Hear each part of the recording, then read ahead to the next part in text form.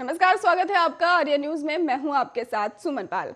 पूर्व उपराष्ट्रपति हामिद अंसारी और अमेरिका के 4 सांसदों ने भारत में ही मानवाधिकार की मौजूदा स्थिति पर बुधवार को ही 26 जनवरी को चिंता व्यक्त की है।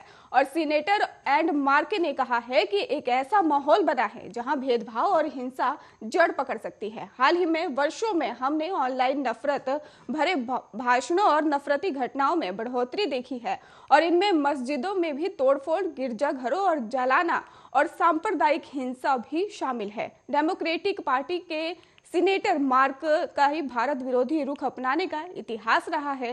उन्होंने कहा कि भारत के ही पूर्व प्रधानमंत्री मनमोहन सिंह के नेतृत्व वाले शासन के दौरान ही भारत अमेरिका असैन्य परमाणु समझौते को लेकर भी विरोध किया था। और मार्क ने ये भारतीय अमेरिकी मुस्लिम परिषद द्वारा आयोजित एक पैनल चर्चा में ये बयान दिया है। आपको बता दें कि भारत डिजिटल तरीके से ही इस चर्चा में भाग लेते हुए पूर्व उपराष्ट्रपति अंसारी ने भी हिंदू राष्ट्रवाद की बढ़ती प्रगति और अपनी चिंता व्यक्त की। अंसारी ने आरोप लगाया कि हाल के वर्षों में ही हमने उन प्रवृत्तियों और प्रथाओं के अद्भुत जो थे अनुभव किए हैं, और इसके साथ ही कहा कि जो नागरिक राष्ट्रवाद के सुस्थापित सिद्धांत को लेकर विवाद खड़ा करती है और सांस्कृतिक राष्ट्रवाद की एक नई और काल्पनिक प्रवृत्ति को ही बढ़ावा देती है, वो नागरिकों को उनके धर्म के आधार पर अलग करना चाहती है, असहिष्णुतापूर्ण हवा देती है और अशांति और असुरक्षा को बढ़ावा देती है। चर्चा में ही 3 सांसदों जिम मैकगवर्न और एंडी लेविन और जेमी रस्किन ने भी हिस्सा लिया। रस्किन ने कहा कि भारत में ही धार्मिक अध्ययनवाद का ही भेदभाव के मुद्दे पर ही बहुत सारी समस्याएं हैं, और इसलिए हम सुनिश्चित करना चाहते हैं कि भारत हर किसी के लिए धार्मिक स्वतंत्रता और स्वतंत्रता, बहुलवाद और सहिष्णुता और असहमति का ही सम्मान करने की राह पर बना रहे। और लेविन ने कहा कि अफसोस की बात यह है कि आज दुनिया का सबसे बड़ा लोकतंत्र पतन, मानवाधिकार का हनन और धार्मिक राष्ट्रवाद को उभरते देख रहा है। वही 2014 में ही के बाद से ही भारत लोकतंत्र सूचांक और 27 से गिरकर 53 पर आ गया, और फ्रीडम हाउस ने भारत को ही स्वतंत्र से आंशिक रूप से स्वतंत्र श्रेणी में डाल दिया है। और भारतीय अमेरिकी मुस्लिम परिषद द्वारा जारी की गई प्रेस रिलीज में यह भी कहा गया है कि अमेरिकी प्रतिनिधि सभा के ही टॉम लैंटोस मानवाधिकार आयोग के ही सह अध्यक्ष मैकगवर्न के ही कई चेतावनी भरे संकेत सूचीबद्ध किए गए हैं, और जो भारत के ही मानवाधिकार में ही खतरनाक रूप से पतन को दर्शाते हैं।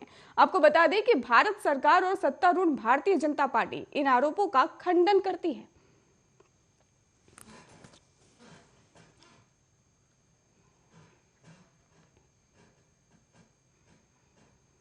बहुजन समाज पार्टी ने अपने दूसरे चरण के उम्मीदवारों की लिस्ट में सुधार किया है। बीएसपी की ओर से 22 जनवरी को यह लिस्ट जारी की गई थी, जिसमें पार्टी ने अपने कुछ उम्मीदवारों में बदलाव किया है। इनमें एक नाम हाजी रिजवान का है, जो 2 दिन पहले ही सपा छोड़कर बीएसपी में शामिल हुए, और पार्टी ने ही उन्हें मुरादाबाद की ही कुदरकी सीट से ही टिकट दिया। और बीएसपी के ही दूसरे चरण के उम्मीदवारों की सूची में बदलाव करते हुए कुछ बची हुई सीटों पर ही अपने उम्मीदवारों के नाम का ऐलान किया, और कुछ सीटों पर ही अपने उम्मीदवार बदल दिए गए। आपको बता दें कि इस लिस्ट के मुताबिक बिजनौर के ही धामपुर विधानसभा सीट से बीएसपी ने ही मूलचंद चौहान को उम्मीदवार बनाया है, और मुरादाबाद की कुदरकी सीट से हाजी रिजवान, बरेली की नवाबगंज सीट से ही यूसुफ खान, और बरेली की फरीदपुर सीट से शालिनी सिंह, बरेली विधानसभा सीट से ही ब्रह्मानंद शर्मा, और शाहजहांपुर की ददरोल सीट से ही चंद्रकेतु मौर्य को चुनावी मैदान में उतारा है। और इन लिस्ट में ही हाजी रिजवान का नाम बेहद खास है। उन्होंने 2 दिन पहले ही बहुजन समाज पार्टी को ज्वाइन किया है, और जिसके बाद से ही पार्टी ने उन्हें टिकट दिया। हाजी रिजवान कुदरकी से ही 3 बार विधायक रह चुके हैं, लेकिन इस बार सपा से उनका टिकट कटने के बाद उन्होंने पार्टी से बगावत कर ली है और बीएसपी ज्वाइन कर ली।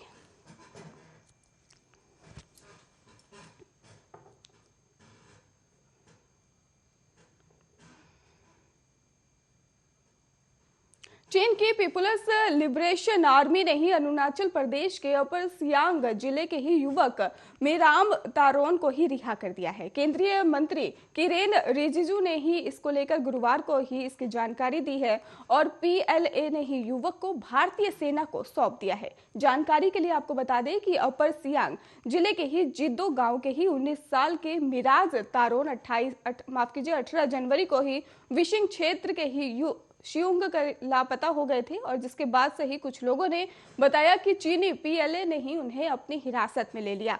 और केंद्रीय कानून मंत्री किरेन रिजिजू ने भी कहा है कि चीनी पीएलए के ही अरुणाचल प्रदेश के मेराम तारोन को ही भारतीय सेना को सौंप दिया है। चिकित्सा परीक्षण सहित अन्य प्रक्रियाओं का भी पालन किया जा रहा है।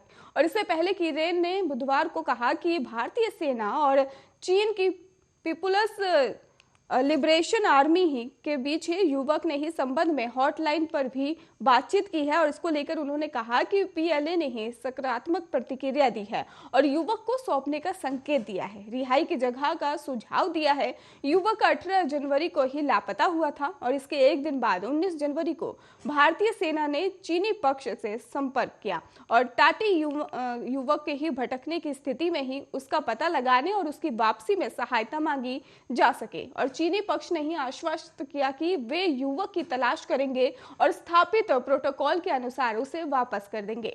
और बाद में ही 20 जनवरी को चीनी पक्ष ने सूचित किया कि उन्हें अपनी तरफ से एक युवक मिला है और पहचान स्थापित करने के लिए विवरण के लिए अनुरोध किया। और लापता युवक के पिता ने ही प्रधानमंत्री नरेंद्र मोदी से अपने बेटे को चीन से वापस लाने का भी आग्रह किया था।